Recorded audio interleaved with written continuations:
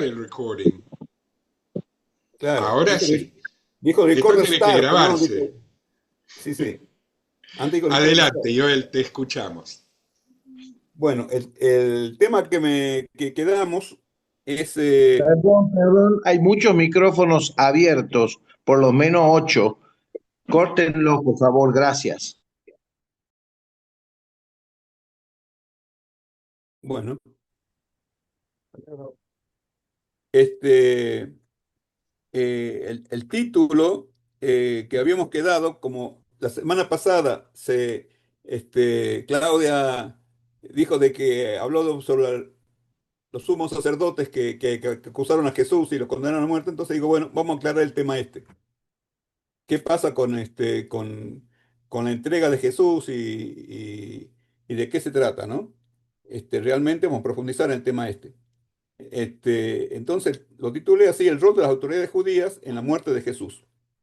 Este, y acá vamos a citar, quisiera empezar citando Nostra Aetate, ¿no? En el capítulo 4 ya saben que es dedicado a los judíos, toda una historia sobre el tema ese. Y dice, aunque las autoridades de los judíos con sus seguidores reclamaron la muerte de Cristo, sin embargo, lo que en su pasión se hizo no puede ser imputado ni indistintamente a todos los judíos de entonces que vivían, ni a los judíos de hoy. Bueno, yo voy a tratar de plantear la tesis de que no se puede imputar a nadie, ni siquiera a los sumos sacerdotes. ¿Eh? Ya vamos a ver por qué. Eh, Esto es lo que está en otra etapa que ya lo sacamos. Este,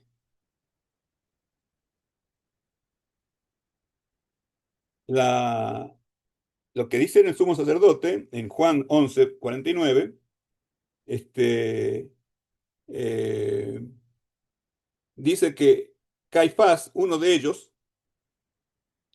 perdón, Ángel, ¿lo tenés la cita? Bien, pero uno de ellos, que era sumo sacerdote aquel año, les dijo, vosotros no entendéis nada ni caéis en la cuenta de que os conviene que muera un solo por el pueblo, uno solo por el pueblo, y no perezca toda la nación. Esto lo dijo no de sí mismo, sino como era sumo sacerdote aquel año, profetizó, y eso es lo importante que tener en cuenta, que Jesús iba a morir por la nación. No solo por la nación, sino también para reunir en uno a los hijos de Dios que estaban dispersos. Hijos de Dios se pueden llamar las 12 tribus, que vimos que la casa de Israel estaba dispersa, y los judíos también estaban dispersos en el mundo romano, y había que concentrarlos todos. Eh, este, eh, bueno, lo que, este, ¿a qué viene? Acá vemos que acá hay, no hay un complot, no hay una cuestión, sino que es una profecía. Profecía quiere decir una orden de Dios que viene de arriba. Él está cumpliendo con una de Dios. Jesús debía ser entregado a los romanos para que lo maten y muera como rescate para los hijos de Dios. ¿Eh? Es un sacrificio de rescate. Así que tengamos en cuenta eso y eso es lo principal, ¿cómo? Comparado con Isaac. Sí, sí. Hay que comparar también en el Antiguo Testamento está la muerte de Isaac, que Jesús da la orden a Abraham que mate a su hijo. Bueno, van los dos hasta el Moría, que es hoy en día el monte del templo, lo ata y Isaac está dispuesto, está colaborando también con eso, ¿no? Va voluntariamente, porque Abraham era una persona casi de 100 años y Isaac tenía 36 y ya era grandecito. Y lo interesante es de que Abraham tenía 36 años y Jesús también tenía 36 años, porque se dice que tiene 32, pero ocurre que en el calendario que se está usando ahora comienza en el -4. Así que -4 más 32 son 36. Si alguien conoce el tema ese, por favor, me lo refuta o o me lo autoriza. Porque es interesante esos dos sacrificios. Este, bueno. Entonces, pasando al rol de la autoridad judía, ¿no? En Notre Dame, ya, si te Notre Dame, Raúl, ¿sí? Si te a Notre Dame, sí. Perdón, cité a Notre Dame, ¿no? Sí, ya Sí, citaste. perfecto, perfecto, perfecto. Bueno, entonces, continuamos. Este, claro, Notre Dame dice que no se puede acusar a todos los judíos de aquella época, ni a ninguno de esta época, ni a todos los de aquella época, como si habría un grupo que sí se lo puede acusar. Y puesto que acá sostengo de que no se lo puede acusar a ningún judío, porque los sacerdotes que entregaron aparentemente a Jesús estaban cumpliendo una orden de arriba. Profetizó.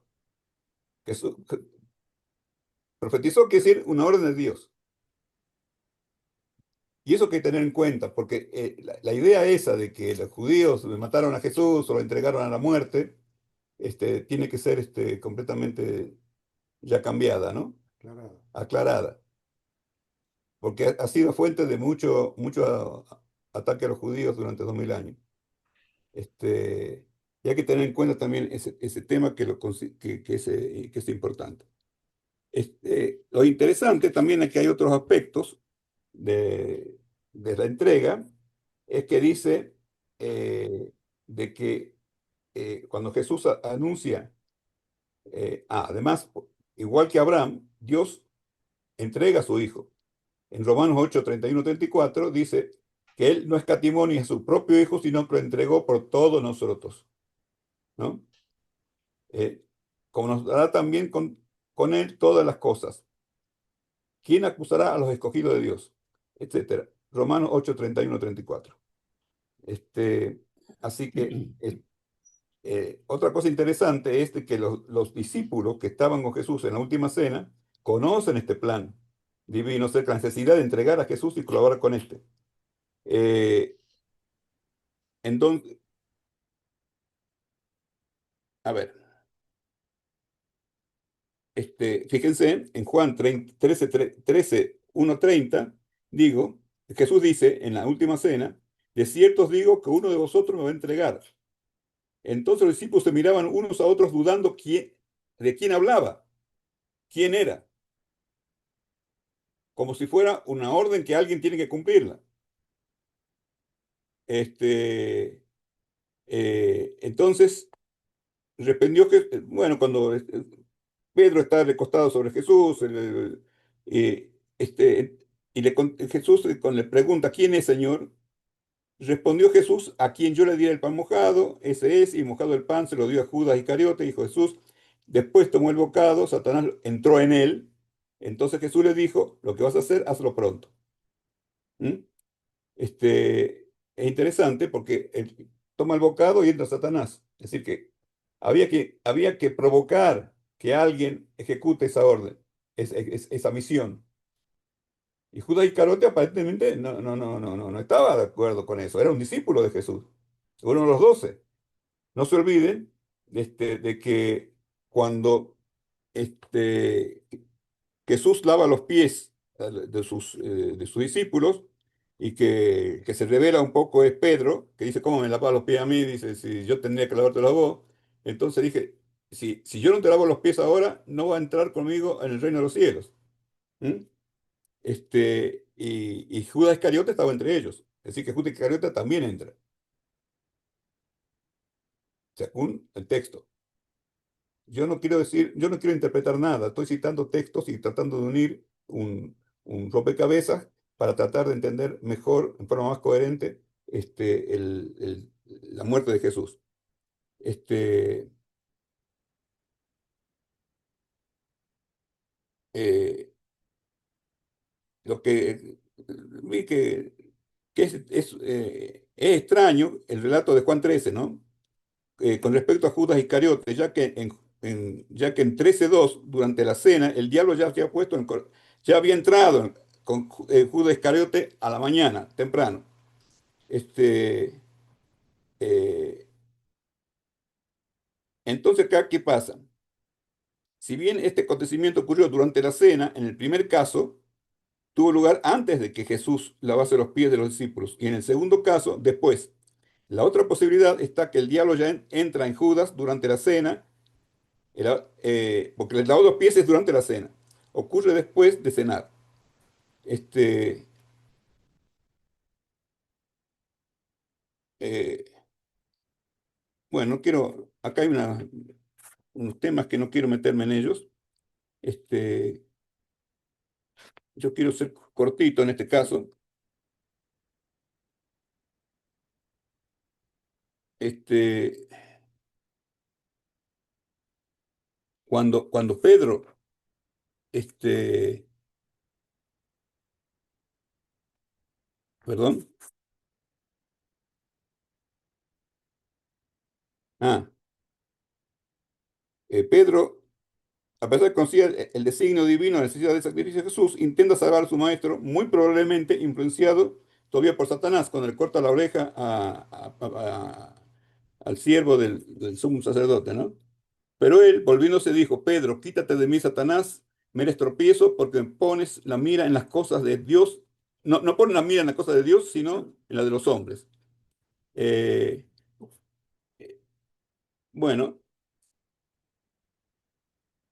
como en el caso de esta actitud de los apóstoles induce a considerar que estaban colaborando con él, porque ellos preguntan, ¿quién va a ser el que lo va a traicionar? Como si fuera una cosa que es conocida, que es necesario que lo traicione, y que alguien tiene que hacerlo, y que nadie quiere hacerlo, por supuesto. Seré yo, seré yo, seré yo. Dice: ¿seré yo, seré yo, seré yo? Le preguntan a Jesús. Y eso hay que tener en cuenta, de que acá no solamente el sumo sacerdote que profetiza, sino también los discípulos saben de qué se trata. Porque Jesús hablaba a la gente en parábolas, pero los discípulos le contaba la interpretación, el secreto de la parábola. Y ellos entendieron la necesidad de que Jesús tenía que ser sacrificado, aparentemente. Ellos se podían haber opuesto. No sabían que viene un grupo a detenerlo, y eran 12 apóstoles, eran 12 muchachos jóvenes, había dos espadas en ese momento, y podían haber resistido a la fuerza, o se podían haber escapado, pero no lo hicieron. Es decir, dejaron que se lo lleven a Jesús. Jesús también intervino para que nadie haga eso. Así que acá estamos viendo de que, que las interpretaciones que había hasta ahora eh, se pueden ver de otra manera, y quizás más coherente que lo que se proponía hasta el día de hoy. Este, eh, Bien. por otro lado, no existe un paralelismo entre el sacrificio de Isaac y el sacrificio de Jesús, ¿no? Porque el sacrificio de Isaac es un holocausto a Dios, mientras que el sacrificio de Jesús no puede ser un holocausto al Padre mismo de Jesús. ¿Eh? Entonces, el sacrificio tiene otro sentido, y es para la redención del mundo, por supuesto. Este, y, y esta entrega y ese sufrimiento, esa pasión, es parecida como en el caso de Job, ¿no? Este, que es en el caso de la entrega de Jesús por parte del Padre, y que éste no puede entregarlo él mismo. Es otro personaje al que Jesús es entregado. Bueno, Satanás, no entendemos el tema ese. Jesús entregado, no se olviden que Jesús había dominado a Satanás. Por lo tanto, no tenía tanto poder sobre él. Sin embargo, es entregado, y acepta el sacrificio. Y cuando tratan de cambiarle, de que no haga eso, de que no se deje, de que no se deje llevar, Raúl, como lo dijo Pedro: quítate de mí, Satanás, que me es tropiezo, porque no pone la mira en las cosas de Dios, sino en las de los hombres. Además, Jesús mismo está sufriendo. No es una que va, y le pide al Padre, Padre, si puedes pasar de mí esta copa, pásala, ¿no? Pásate a otro. Porque yo no doy más. Este, bueno, Para yo, dar lugar al debate. bueno, yo quería plantear este tema, con respecto al rol de los sacerdotes, que le está insinuando en Nostra Aetate, y también Claudio también lo reconoció, y es una idea que existe a lo largo de 2000 años. Y yo creo de que eso tiene que ser cambiado, y para eso está el diálogo entre nosotros, para ver si lo logramos cambiar, de que acá no hubo una, este, eh, Conspiración. una conspiración, sino una entrega consciente, sino que es una orden que vino de Dios de arriba. Clarito. Así que, bueno, yo quiero ser cortito acá en esto, y que sirva esto No, como, sí, como un trigger para, Bien. para dialogar, ¿no? excelente. Bien. Ok. Guillo Zamudio pide la palabra. Muchas gracias, Joel. Sí, Guillo, adelante. Gracias, Marcelo. Gracias, Joel. Muchas gracias. A mí me hace gracia, hablando de dar gracias, me hace mucha gracia de que la culpa de los judíos de antes, de durante y de después, claro, y ha sido toda una cuestión cultural. Ahora yo digo una cosa, debiéramos estar agradecidos a que Jesús pudo cumplir su voluntad en ese momento histórico, porque de verdad es como si no hubiésemos entendido nada. Mirá lo que pasa con Pilatos. Pilatos se da cuenta que este hombre era un hombre justo, que no sé qué querían con esto, y que bueno, que están todos agitados, que el pueblo estaba agitado, y resulta que la mujer de Pilatos había tenido unas pesadillas, y le dice, che, no lo mandé a matar a este, porque mirá, yo estoy soñando esto, este hombre es un hombre justo. Esa mujer, ¿sabes quién le había provocado las pesadillas, entre comillas, favorables a que Jesús se salve? Satanás. Satanás estaba tratando um, de impedir este hecho universal de salvación.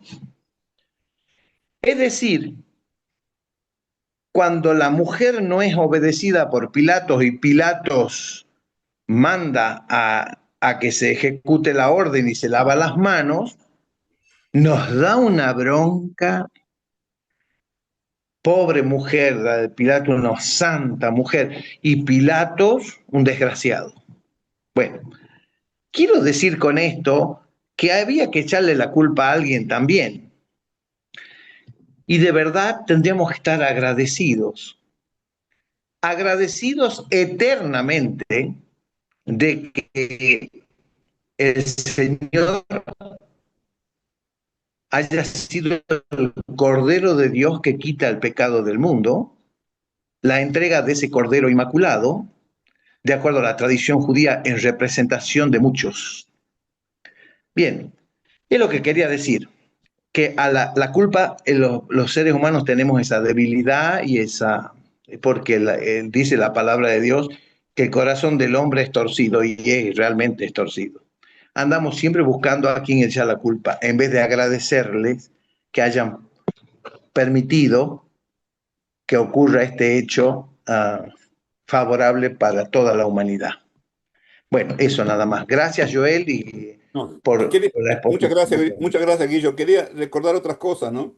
De que son curiosidades, pero ocurre que Jesús, el hijo de José, es sacrificado en lugar de Jesús, el hijo del padre, de Barabás. es como misterio para pensar, ¿no? Este, Excelente. esa es una, y acá tenía justamente, no encuentro el dibujo en este libro, que donde se ve a la mujer de Pilatos que sueña el diablo que le está mintiendo el sueño ese de que trate de evitar la muerte de Jesús. Y es el diablo. Si tendríamos, la verdad que no me di cuenta, podría haber buscado antes ese dibujo antiguo, ¿no? De la Edad Media, sobre ese tema. Bueno, si alguien tiene algo más que... Yo, Gracias, Joel. Y gracias, Guillo. Y yo quería, sí, perdón, Lucas, adelante, eh, adelante, Lucas. gracias, Joel. ¿Me podrías repetir lo que dijiste de Barrabás que no lo alcancé a entender? de Barrabás. Sí, Bueno, eh, eh, los romanos dan a elegir al pueblo quién iba a ser sacrificado. O Jesús de Nazaret o Jesús o Barrabás, que en hebreo es Bar-Abba. Perdón, Bar-Abba es en arameo, Jesús Bar-Abba. ¿Ok? Y el pueblo dice, elige liberar a Baraba, a Barrabás. Otra cuestión, Barrabás era un líder, un revolucionario, un líder que, que estaba dirigiendo una rebelión contra el Imperio Romano, igual que los otros dos crucificados que están a los costados de Jesús, porque en aquella época los únicos crucificados eran los que se rebelaban contra el Imperio Romano, los demás eran ahorcados, apedreados, eh, lanceados, ¿eh? Este, pero crucificados eran los que se rebelaban contra el Imperio Romano. Si vieron la película Espartaco, creo, ¿no? Donde al final todos los esclavos que quedan de la rebelión son todos crucificados en la Vía Apia, ¿no? En Roma. Este, Muchas gracias. hasta ahí, si alguien...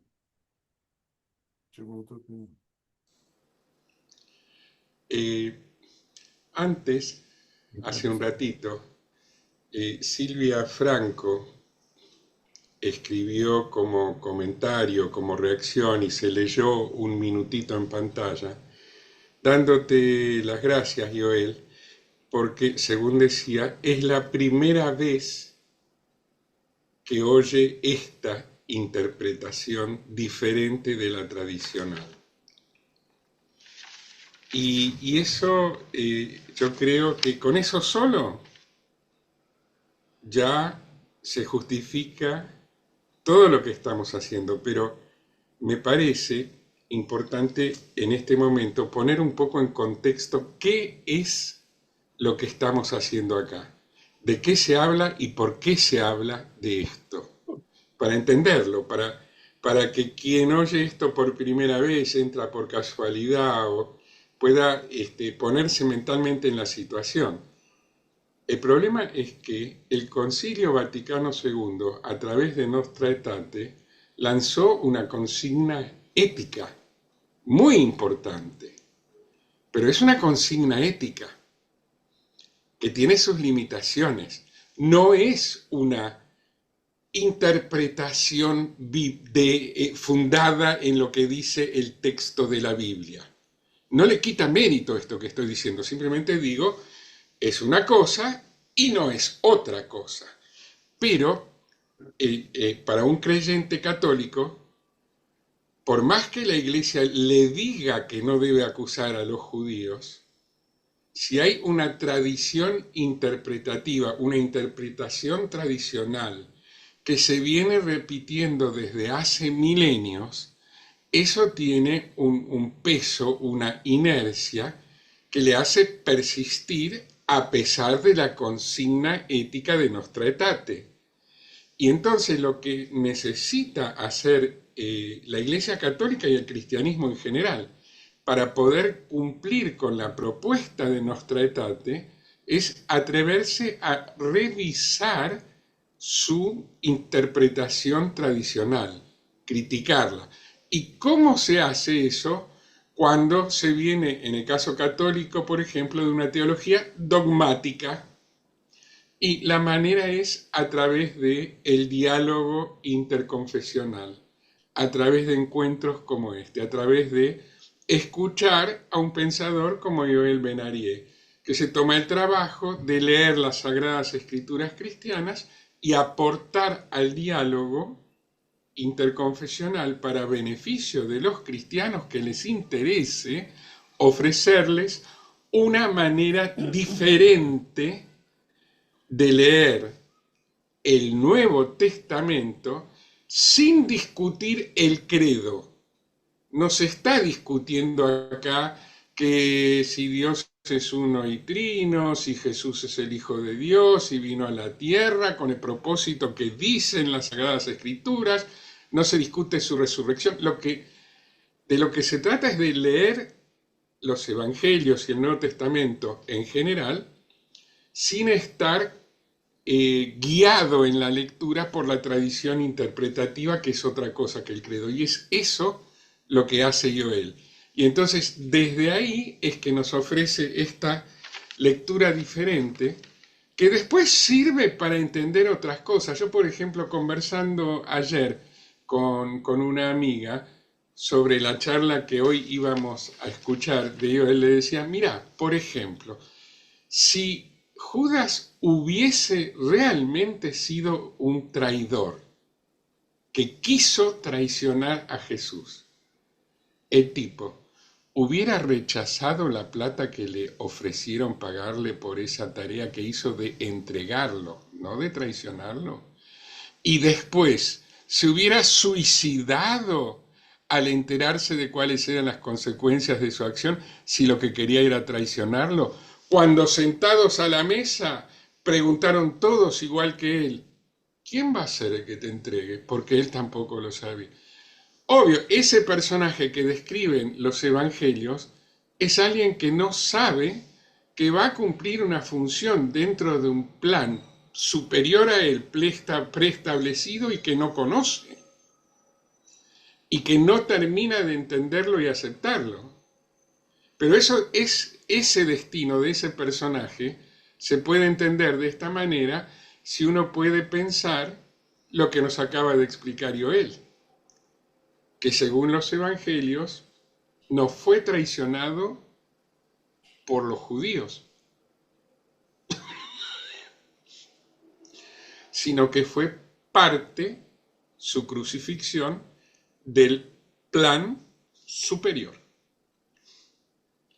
Bueno, perdón, pero quería poner un poco en contexto la importancia que tiene el diálogo interconfesional y esta conversación y este tipo de conversaciones. ¿Por qué son necesarios?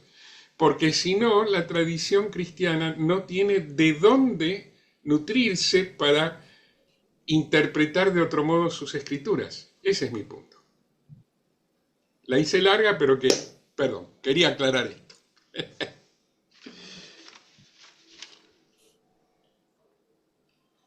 Marcelo, una cosa más. Sí, Hay que adelante, recordar, Jorge.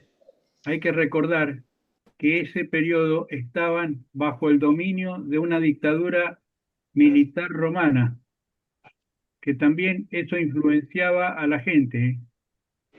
Eso hay que tenerlo en cuenta también, donde no había Sí. libertad de expresión. No, es más, Poncio Pilato, de Poncio Pilato hay registros históricos extrabíblicos. Flavio Josefo, Exactamente, y se habla de él como un cruel y sanguinario gobernante. Claudia Tirado, sí, levantas la mano, ¿quieres participar de la conversación? Adelante.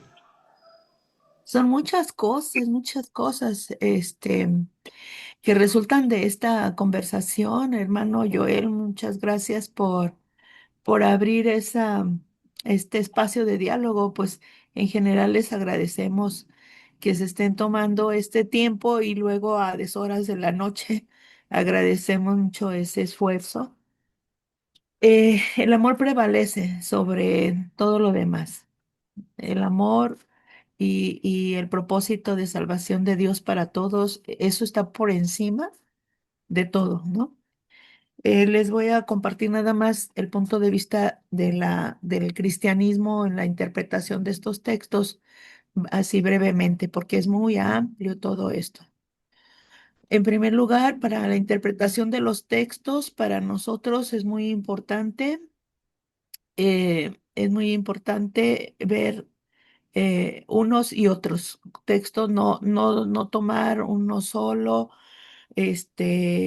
para sacar conclusiones, sino comparar las diferentes evangelios y las cartas de Pablo, etcétera. Todo en conjunto es como nos da la verdad, ¿no? En el caso, y es que les digo que son muchas ideas que se agolpan en la mente. En primer lugar, bueno, si Joel empezó con citar Nostra Aetate, yo creo que lo que el magisterio nos está diciendo allí es que no podemos meter en un solo saco o agrupar a todos los judíos, porque ese sería un exceso. El imputar a los judíos la muerte de Jesús, a los de antes y los de ahora, sería como rechazarlos en conjunto al pueblo judío en general. No, entre los judíos habría las mujeres que iban llorando, de- acompañando a Jesús en ese trayecto, iban dándose golpes de pecho, había dolor por su muerte. No fue el total de los judíos que lo rechazó, pero algunos sí. Y sí son esos pocos, ¿no? Sobre todo las autoridades, las que sí fueron responsables y de las cuales debieron de haber dado ante Dios, debieron haber estado en el juicio, ¿no? ¿De dónde concluimos entonces que sí hay responsabilidad de parte de ellos para la muerte de Jesús? Primero, no creemos tampoco nosotros en la interpretación cristiana que haya un determinismo. Determinismo sería que puesto que está anunciado o está determinado, mandado por Dios así, y sin al más no poder, el hombre tiene que acatar ese mandato divino, ¿no? Para nosotros es al revés. Nosotros creemos que Dios lo anuncia porque va a suceder, pero deja totalmente libre al hombre para que haga la elección y las decisiones. Pero como Dios ve todo, entonces se anticipa, vamos a decir así, para anunciar lo que va a suceder. Y por tanto vamos a encontrar en los evangelios muchos momentos, sobre todo Mateo, donde va a decir, así se cumplieron las escrituras. Esto sucedió para que se cumplieran las escrituras. Pero entonces no es porque sucedió, porque así estaba ya establecido por Dios, no. Sucedió conforme las decisiones humanas, las decisiones que tomaron, pero Dios lo anuncia desde antes porque sabe que va a suceder. Y entonces, en este caso, es cierto, Caifás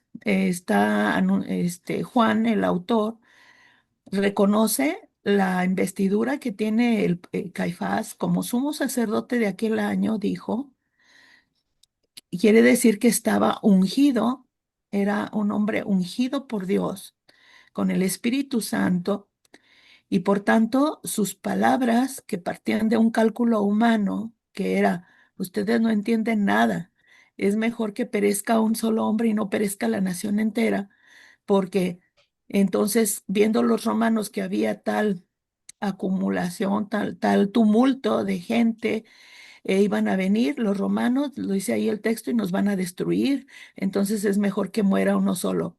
Pero lo que partía de un cálculo humano era en realidad, dice Juan, una profecía. Pero esto no significa que entonces Caifás quedara libre de culpa al haberlo entregado. No fue Judas el que lo entregó Caifás. Y se lo dice Jesús a Pilato un poco más adelante en el capítulo 18 o 19. En el capítulo 19, en el diálogo que tiene con él, le dice, a mí no me hablan, le dice Pilato, ¿no sabes que tengo autoridad para crucificarte? Respondió Jesús, ninguna autoridad tendrías contra mí si no te fuese dada de arriba. Por tanto, el que a ti me ha entregado, mayor pecado tiene. Otras versiones dicen, tiene más culpa que tú. Así que si Jesús habla de una culpa, si Jesús habla de un pecado, de ese que lo ha entregado, ¿por qué? Porque a diferencia de Pilato, Caifás tiene el Espíritu Santo, está ungido de Dios. Entonces, respecto de Dios, tiene más responsabilidad que este pagano que no entiende nada de nada. Y así se lo dice Jesús, él tiene más responsabilidad, más culpa que tú. Cuando los judíos después Pablo les predicaba y les hacía ver que ellos habían entregado a la muerte a un inocente, sentían confusión, sentían tristeza en su corazón y decían, ¿y qué hemos de hacer, hermanos? Y decía, arrepiéntanse y crean en, en Jesús. Entonces entendían que había sido a lo mejor, ¿qué diríamos? Este, no haber defendido, aunque ellos realmente para que una autoridad romana recibiera a un acusado para darle muerte, no era Judas, no tenía ese papel, esa capacidad jurídica, vamos, pero Caifás sí. Entonces, pero el pueblo ¿cómo se llama? Asusados por los sumos sacerdotes, nos dice el relato que entonces gritaban, y lo dice explícitamente, asusados por los sumos sacerdotes gritaban, crucifícale. Después de eso, después tendrán que entrar en contrición de que han colaborado por esa postura, en haberle dado muerte. Ahora, el, decía Pablo, comenta después en una carta, si el príncipe o los príncipes de este mundo hubieran sabido a quién crucificaban, a quién le habían dado muerte, no lo habrían hecho. ¿Por qué? Porque con eso el demonio labra su propia derrota. La cruz es el triunfo. Ya lo había dicho Jesús. Cuando yo sea levantado de la tierra, sabréis todos que yo soy. Ese en un momento, en otro dice, cuando sea elevado de la tierra, atraeré a todos hacia mí. Entonces, esto claro que al demonio no le convenía que ese plan de Dios se realizara y piensa que lo va a destruir, piensa que lo va a destruir con la cruz, piensa que lo va a destruir, que es la figura del dragón que está tratando de devorar al hijo en cuanto nazca, aquella mujer que da gritos de dolor y el dragón está pensando devorarlo. Es el momento de la cruz. Pero dice, pero el hijo fue arrebatado hasta el cielo. Y entonces hay esa batalla en el cielo y el demonio es arrojado del cielo y se va a perseguir a los demás hijos de la mujer, ¿no? Entonces, bueno, yo no encuentro aquí como algunas palabras que nos sirvan para, este, vamos, eh, discriminar a nuestros hermanos judíos, y ya lo dijo nuestra Tate, nosotros no podemos meter a todos en un solo grupo, pero eso que no signifique que entonces vamos a quitar la culpabilidad o la responsabilidad que en ese momento aquellos hombres tuvieron para haberlo llevado a la cruz. Querían una muerte ejemplar, así como nos decía el hermano Joel, para poder dar muerte, ellos sí podían lapidar, pero crucificar, que era una muerte tan dolorosa y que los judíos no estaban autorizados para torturar. Ellos podían dar muerte, pero no torturar. Lo dice en sus lineamientos en el Deuteronomio. Si exhibían a un cadáver en un árbol, era después de darle muerte, lo exhibían como a los apóstatas, como escarmiento por ser tan grave. Así fue considerado el de Jesús, lo juzgaron como apóstata. Entonces, pero no debían de torturarlo, pero como no podían torturarlo, buscaron a los romanos que tenían esa pena de muerte porque querían, tanto era su odio, que querían darle una muerte que fuera ejemplar. Los buscan a ellos. Pilato ya le había dicho, pues llévenselo, júzguenlo conforme a sus leyes. No, no, no querían ese tipo de muerte, querían otra muerte que los romanos podían hacer, ¿no? Y bueno, pues ahí está, tienen todo mi amor, mis hermanos judíos. No, no justifica el reconocer la culpabilidad de aquellos hombres, no justifica hoy por hoy a nuestros hermanos judíos ningún juicio ni ninguna, ¿no? De nuestra parte, yo creo que en nuestro corazón hay ese agradecimiento por esa perseverancia que han tenido por ser esta fidelidad a la palabra, a las escrituras, pero una cosa no excluye la otra. Eso es lo que yo pienso, hermanos. Gracias. Eh, Me queda quisiera pedirle que haga una aclaración, señora Claudia, Sí, porque usted habló de que tanto era el odio que le tenían a Jesús esos judíos que son los culpables, que por eso buscaron que fuera crucificado y por eso buscaron entregarlo a Pilatos. ¿Tiene alguna idea, según usted, ¿no?, de cuál sería el motivo de ese odio a Jesús? todo el ministerio de Jesús. Había, ahí mismo en el Evangelio de Juan aparece que cuando entra a Jerusalén en forma triunfal, dijeron los fariseos, comentaron, ya ven, no adelantan nada. Todo el mundo se ha ido tras él. Y esa crisis que estaban viviendo en ese momento, porque hay una división, están divididos respecto de la persona de Jesús, estaban divididos los fariseos. Había fariseos que sí lo aceptaban. Estaban divididos los guardias. Algunos no quisieron apresarlo. Jesús traía una división y había puesto en entredicho la manera como los fariseos interpretaban la ley. Les había dicho, y esto en los otros evangelios, por ejemplo, en Mateo, que les dijo, hagan lo que ellos les dicen, mas no los imiten. Entonces había, en la manera de hacer las cosas, habían sido puestos en evidencia.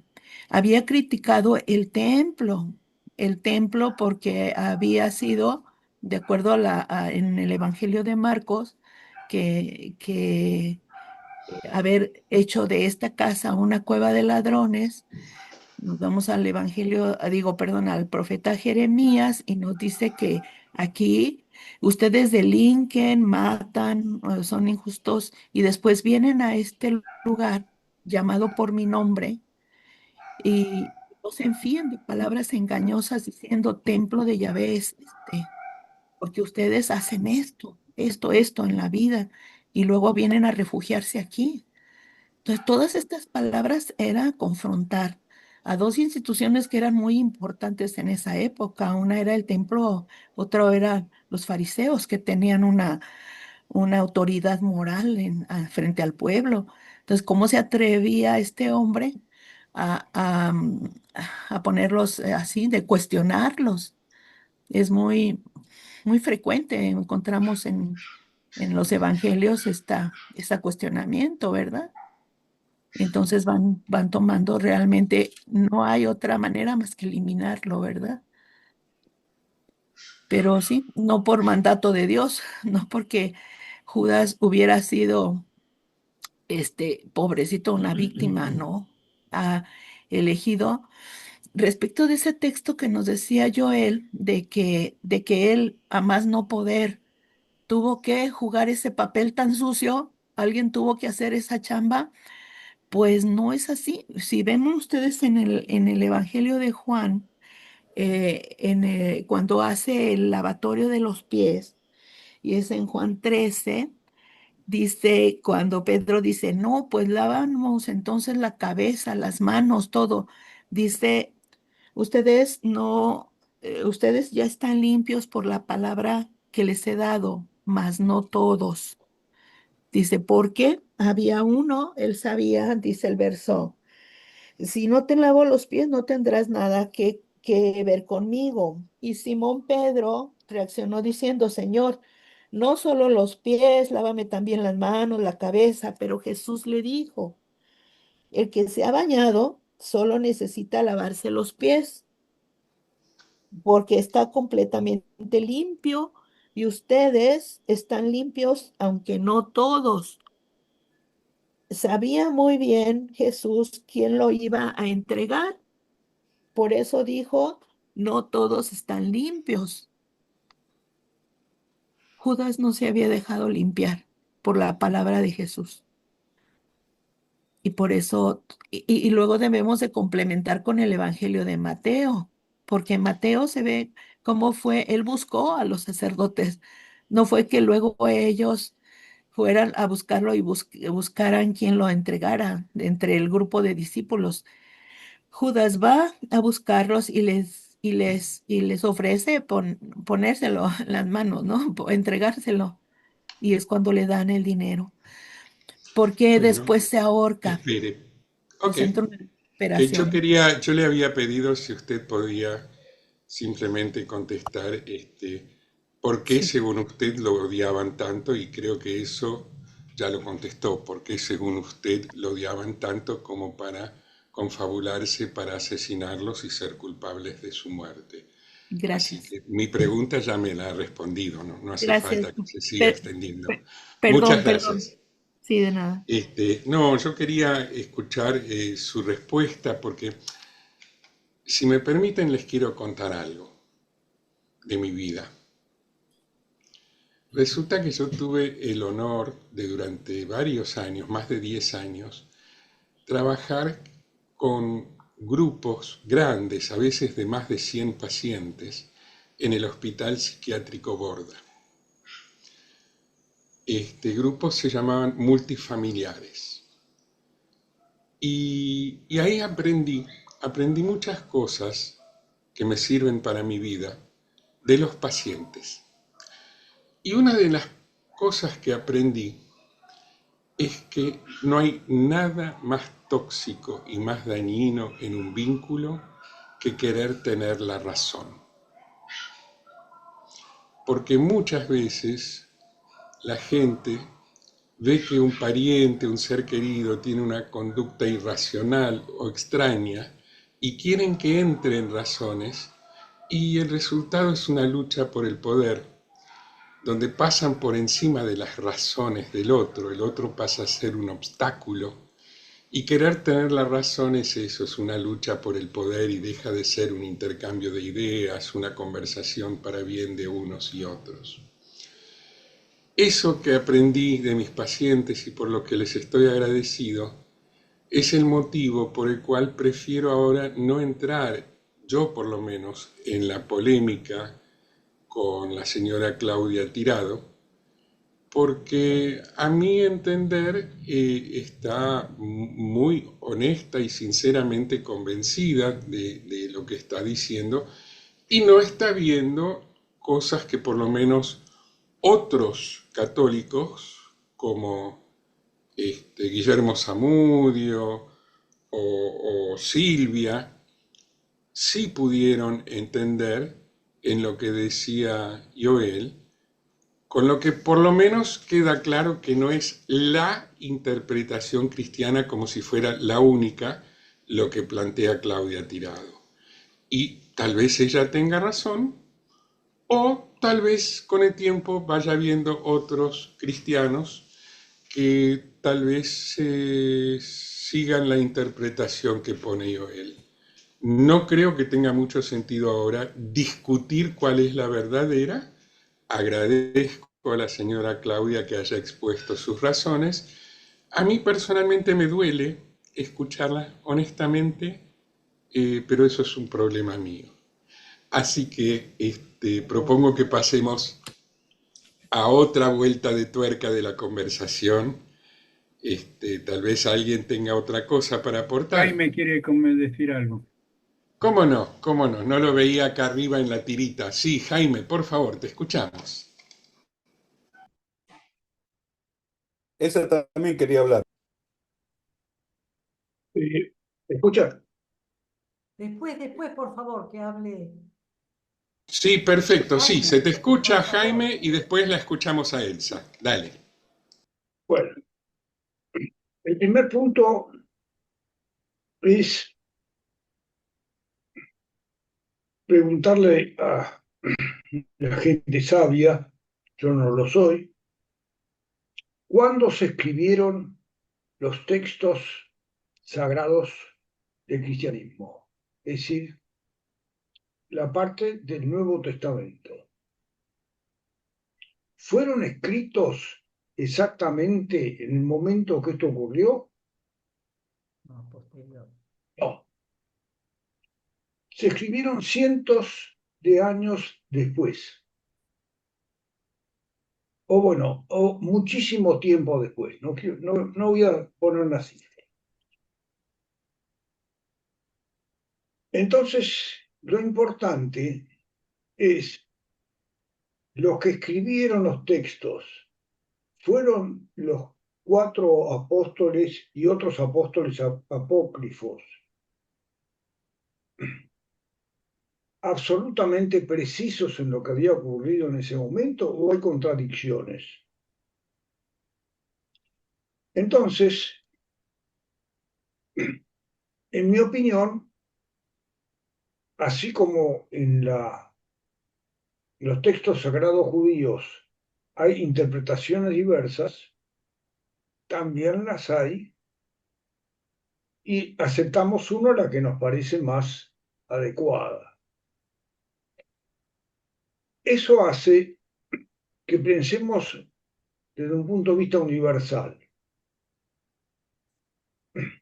¿Era Israel o ese pequeño país que soy y que fue en el pasado una gran potencia que asombrara al mundo con su poder militar, científico o milagroso?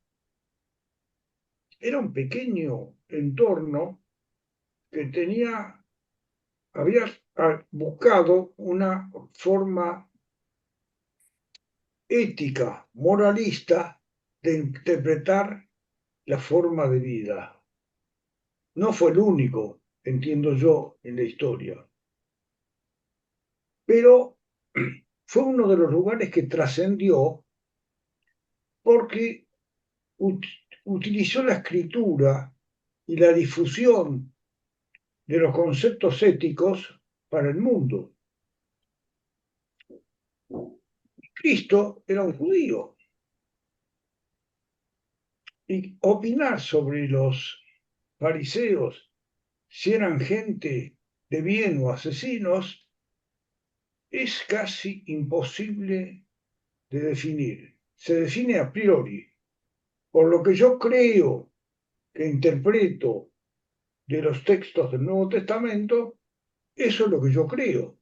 Pero ¿es eso una realidad absoluta de lo que ocurrió miles de años atrás en un pequeño país dominado por los romanos?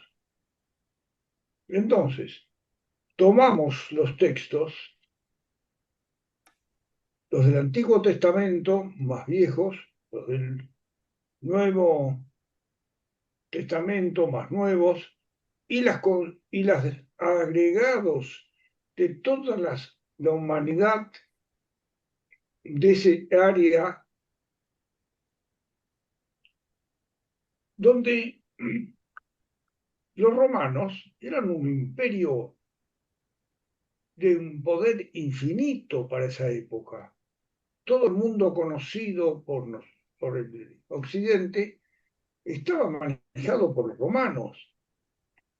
Entonces, su influencia ha sido tan grande que después sucedieron cosas horrorosas y que se justificaban por eso que había ocurrido en ese pequeño lugar del mundo. Lo que ocurrió allí fue un milagro. Fue un milagro que existiera Israel con su concepto monoteísta.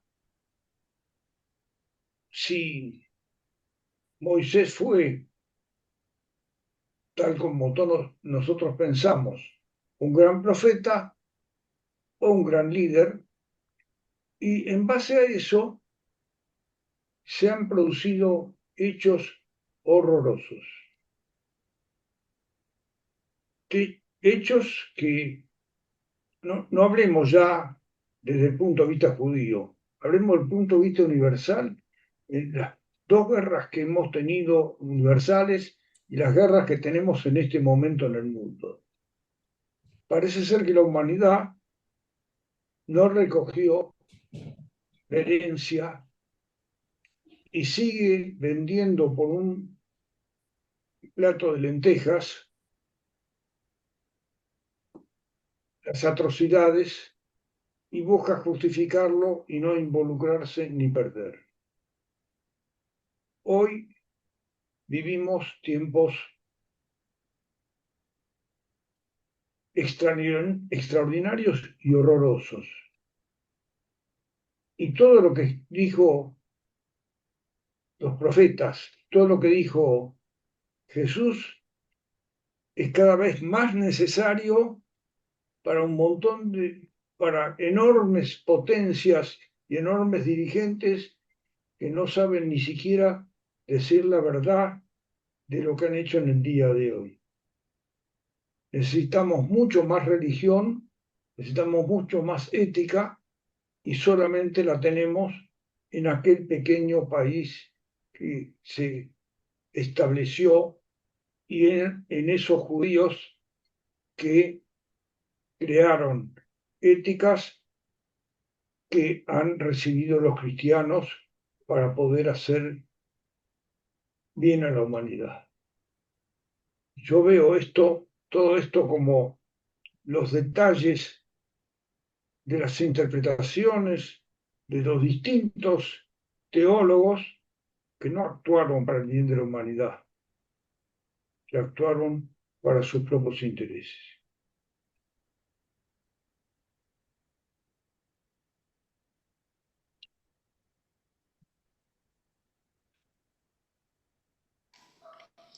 Bueno, me sumo a lo que dice Silvia Franco. Gracias, Jaime. Y Elsa, te escuchamos.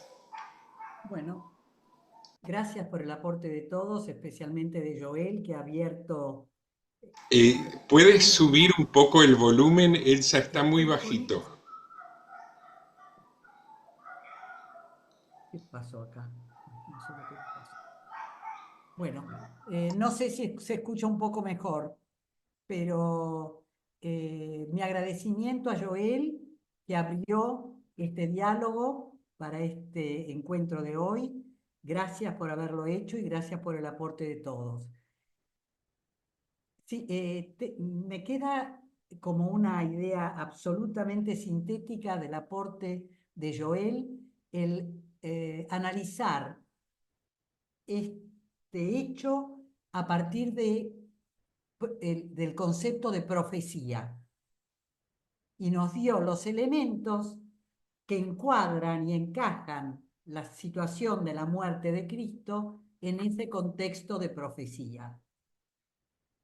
Tengo que confesarles que yo muchísimas veces he pensado, ¿pero qué pasa con Judas?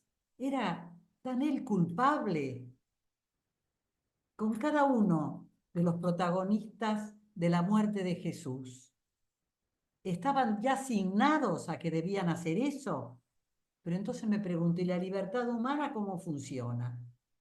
Y por otro lado, a lo mejor estoy diciendo un disparate teológico desde cualquiera de las religiones, pero por otro lado, si cada uno no hubiera hecho lo que hizo, Jesús no moría en la cruz.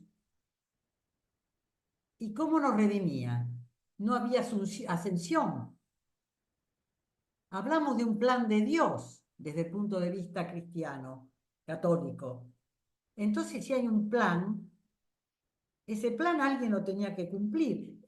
Perdón, tal vez estoy generando más confusiones. Son mis propias reflexiones sobre este hecho. Y para ser breve,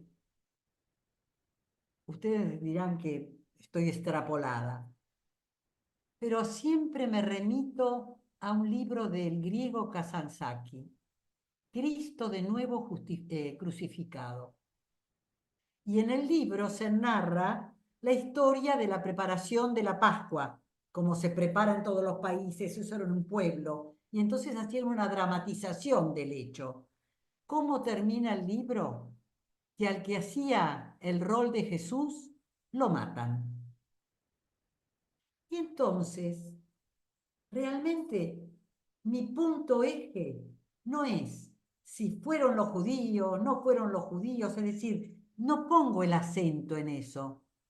Pongo el acento que cada una de las generaciones seríamos capaz de replicar la muerte de Cristo. No sé si acá confundo, tal vez no es nada más que un testimonio personal, pero yo aprendo mucho de eso. Y entonces es como que no puedo volcar la culpa a uno. Me pliego un poco al hecho histórico. Algo aconteció en un momento de la historia y en un momento de la historia se tiene que concretar. Pero ¿qué pasaría si fuera hoy? ¿No haríamos lo mismo? Y se puede ser el pueblo judío, puede ser el pueblo italiano, puede ser el peruano, el argentino. Yo creo que toda esa pasión de Cristo nos está diciendo día a día que cada uno de nosotros podemos ser parte acusadora. Y entonces lo digo con toda apertura de corazón. No me puedo poner a poner el dedo sobre un pueblo determinado. Y sí, yo entiendo lo que dice Joel. La expresión de Nostra Aetate deja muchas preguntas en el medio del camino y que yo me las he hecho. Y creo que la Iglesia va a tener que volver a reformular algunos de esos conceptos.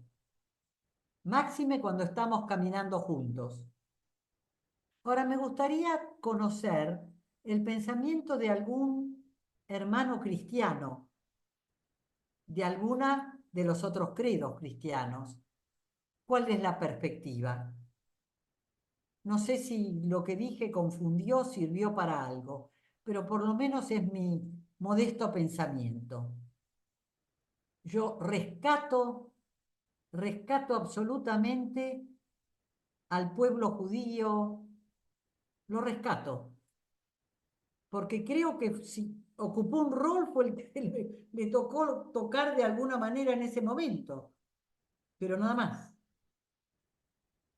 Lo rescato absolutamente. Es mi humilde mirada, que no entra en contraposición con ninguna. Y mi explicación testimonial para mi vida es el libro de Kazantzakis. Hoy estaríamos tal vez crucificando a Cristo cualquiera de los pueblos que componemos esta humanidad.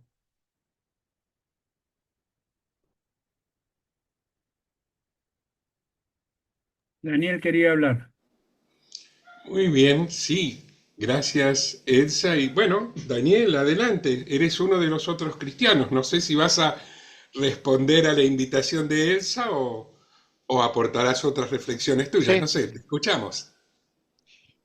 desde pequeño yo tuve una experiencia muy dramática con Cristo cuando tenía 7 años. Y en esa experiencia obviamente reconocí que Él Jesús me perdonó los pecados porque murió en la cruz por mí. No hay nada más directo que esa experiencia de conversión para salir de la duda de quién mató a Jesús. Las, eh, la perspectiva que yo tenía aún de niño, y la mantengo todavía el día de hoy, es en realidad buscar en las circunstancias contemporáneas de Cristo, políticas, sociales, culturales, etcétera, etcétera, etcétera, la causa o el causante y responsable de la muerte de Cristo, cuando yo sé que Él voluntariamente dio su vida, es decir, Jesús no estaba en contra de su propia muerte, y que hay un hilo conductor de ese pensamiento, por ejemplo, en la tentación de Jesús por Satanás en el desierto, donde es tentado justamente a tratar de zafar de la cruz. Y esas tentaciones, por lo que dicen los mismos relatos del Evangelio, no fueron la única vez que Cristo sufrió ese enfrentamiento directo o subterráneo de Satanás en su vida para evitar la cruz, ganar fama, ganar victoria, ganar muchedumbres, y Jesús hacía eso sistemáticamente en su vida. Huía de las multitudes. Él quería cumplir la voluntad del Padre para la cual estaba en la tierra. Entonces, en mi opinión personal, Claudia puso un punto muy importante para mí yo no es cierto que uno especula, crea preguntas en su interior, trata de responderlas. ¿Cómo fue el nacimiento virginal? Por decir algo, sí. ¿Y cómo habrá sido, no? ¿Y cómo fue el arca de Noé? ¿Cómo fue el diluvio? ¿Cómo llovía? ¿Y el barco? ¿Cómo iba al garete o tenía alguna forma de conducción? ¿Y qué hacía Noé con su familia? ¿Y cuántos animales entraron? Todas esas preguntas agitan, avivan, entusiasman para que uno busque conocer más de Dios en la Biblia, desde el Génesis, en la perspectiva nuestra cristiana, hasta el Apocalipsis, con todo lo que implica leer en cada momento de la historia lo que significan esas cosas para mí, para mi tiempo y cómo vincularlas y relacionarlas. Yo creo estaba recordándome mientras escuchaba que durante la Segunda Guerra, y cuando fuimos en Auschwitz, nos mostraron una habitación donde un judío tenía esa habitación porque era entregador de los propios judíos y entonces, a cambio de eso que les daba seguridad en el pabellón, este chupamedia que iba y le contaba, mirá, estuvieron hablando fulano y fulano y estuvieron hablando de esto y del otro, y entonces de ahí salían disciplinas para los grupos para mantener controlada la población de Auschwitz. Ese tipo que estaba ahí, que era judío, junto, era un judío igual que los que estaban en las barracas, solamente que él tenía su pieza, su ropa limpia, comía una comida decente, tenía abrigadito ahí, porque era un traidor a Israel, a Dios, al mundo, a la dignidad, a todo lo que fuera. Uno se llena de odio cuando ve la piecita esa y se imagina a ese que tendría a su cargo ir como celador ahí por las barracas, pero no siendo un hermano de los demás, sino un traidor a los demás. Y eso pinta para mí el cuadro completo. El hecho de que Caifás fuera judío no quiere decir que todo el pueblo judío de todas las épocas fuera responsable de algo o que fuera inocente por ser judío o por ser sumo sacerdote o por ser lo que fuera.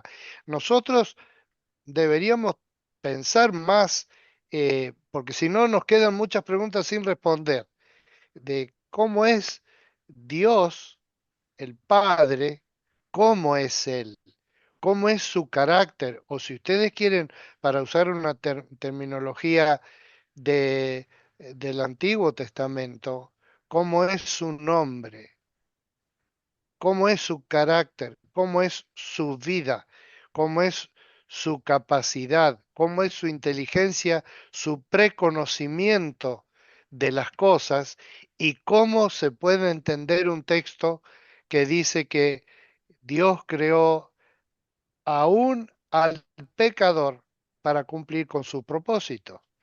Entonces, es para mí una cuestión que eh, desde el punto de vista de la teología cristiana, la teología no es como la filosofía.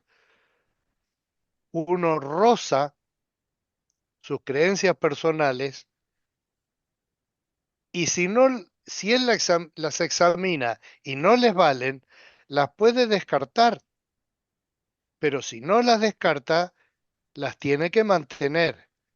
Y una creencia en la que creo que todos nosotros estaríamos de acuerdo, es en que las cosas que están en lo que desde nuestro criterio consideramos la palabra de Dios son innegables, no las podemos rechazar. Es decir, yo creo tal cosa porque dice en tal libro de la Biblia tal cosa. Y yo veo que ese sistema de pensamiento tiene coherencia y efectos prácticos en la vida. Sea del lado que incluso hasta cuando hablamos del punto de vista judío, el punto de vista cristiano, el punto de vista, no hay eso, no existe. No hay un pensamiento judío, no hay un pensamiento cristiano.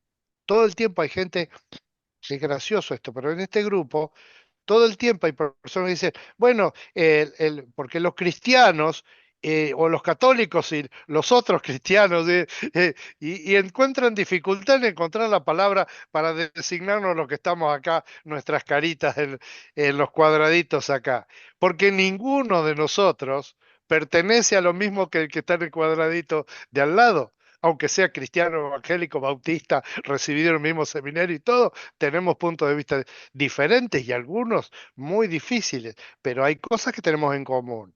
Y básicamente en todos nosotros lo que tenemos en común es ese respeto porque los escritos que consideramos como palabra de Dios los consideramos así, autoritarios y por supuesto en su interpretación correcta, que también está en la Biblia, los criterios de interpretación correcta de los propios textos anteriores es lo que nos permite tener cierta coherencia de pensamiento respecto de estas cosas. Los evangelios fueron escritos como a mediados del primer siglo, es decir, 30, 40 años después de los hechos concretos en la vida de Jesús y en la vida de los primeros cristianos en Jerusalén. Es una distancia en el tiempo muy corta de la época contemporánea a culturas que pasaban por escrito eventos que habían ocurrido cientos de años atrás, por no decir un chiste teológico que es que el Génesis se escribió muy posteriormente al evento en sí de la creación. Entonces, esa comprensión de, del- de lo que está escrito, no solamente por las letras que tiene, sino cómo es el fenómeno de que los eventos históricos llegaron a eso, son fundamentales a la fe, el libro fundamental a la fe. Gracias, perdón por la extensión.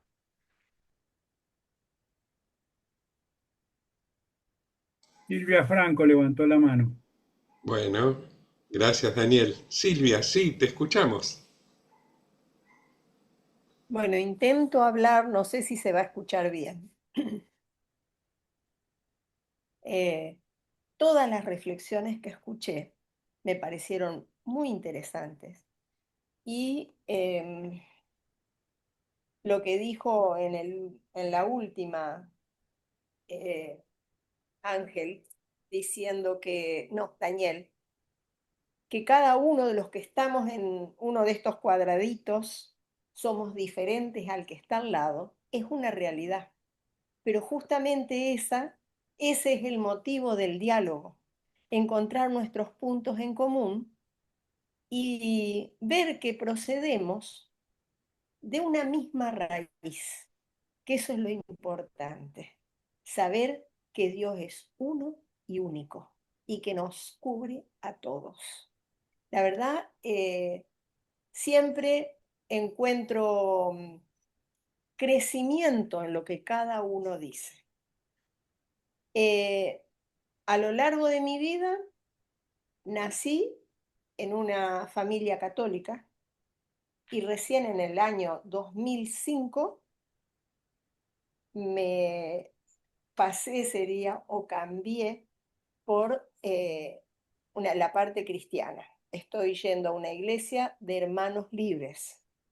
¿Por qué? Porque el enfoque que tenían con respecto a la Biblia me gustó más. Encontré una mayor apertura a la lectura de la Biblia. Y siempre que estoy formando parte de algo, me gusta saber, me gusta leer, me gusta indagar y me dio esa apertura. Pero no tengo ningún inconveniente ni con los hermanos católicos, ni con los hermanos judíos, porque ya les digo, todos pertenecemos a una misma raíz y estamos aquí creciendo en el diálogo y en las cosas que nos interesan a todos. Por eso es lindo participar. Gracias a todos. Bendiciones.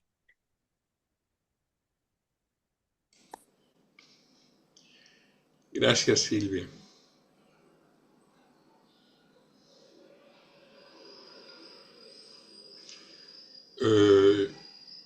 Joel o Raúl tienen ganas de, Joel, de decir, ¿alguien está hablando? No. Benny pidió la palabra. ¿Benny pidió la palabra? Ok. Gracias, Joel. Simplemente para siempre recordar que retornen, aunque sean los cuerpos, para que tengan un final donde, bueno, las familias recordarlos en concreto.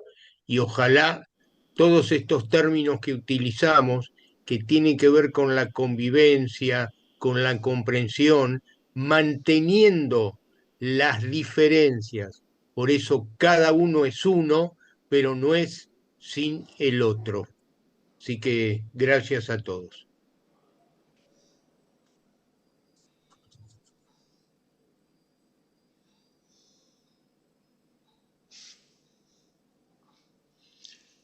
Gracias, Benny.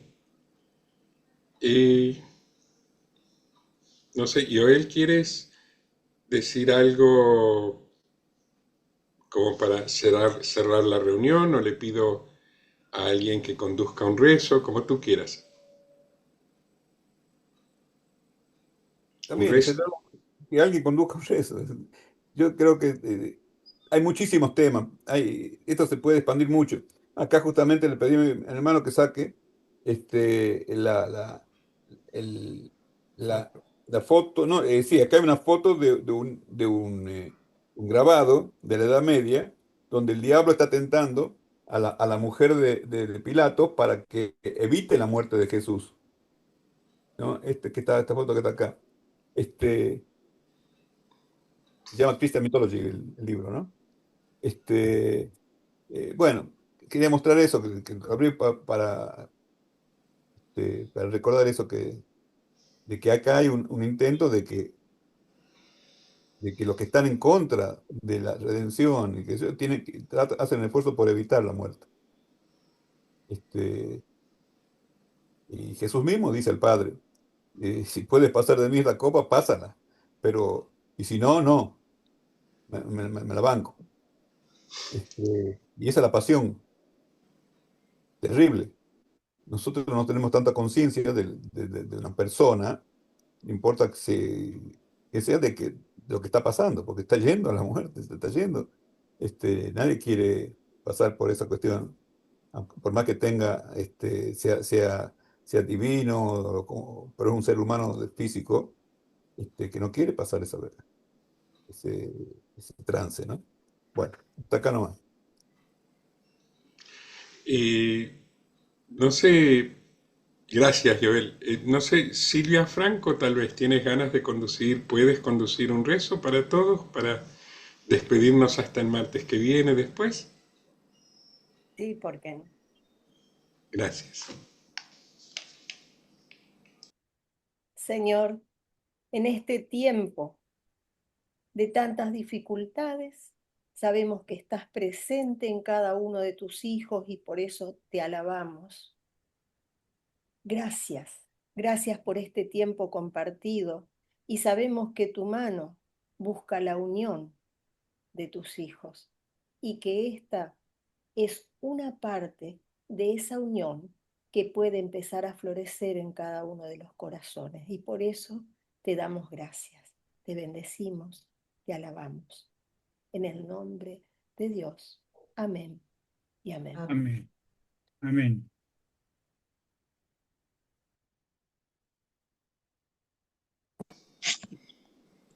Amén. Shalom, shalom. Son Muchas Shalom, gracias.